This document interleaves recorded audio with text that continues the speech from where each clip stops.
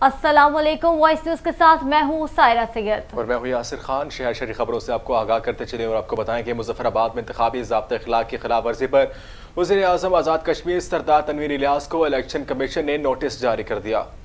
Opposition leader قانون ساز assembly Chaudhry لطیف اکبر، سابق وزیر اعظم راجہ فاروق حیدر اور سابق امیدوار اسمبلی پیپلز پارٹی شوکت جاوید میر نے الیکشن کمیشن میں ضابطۂ اخلاق کی خلاف ورزی کی درخواست دے رکھی تھی۔ الیکشن کمیشن نے وزیر اعظم آزاد کشمیر سردار تنویر الیاس کو 23 نومبر تک اصالتہ وکالتہ یا مختارتہ وضاحت پیش کرنے کی ہدایت جاری کر دی۔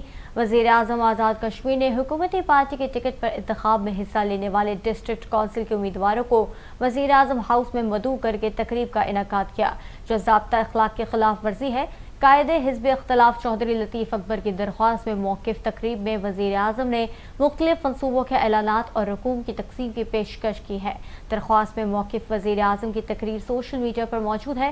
انہوں نے انتخابی ضابطۂ اخلاق کی خلاف ورزی کی ہے۔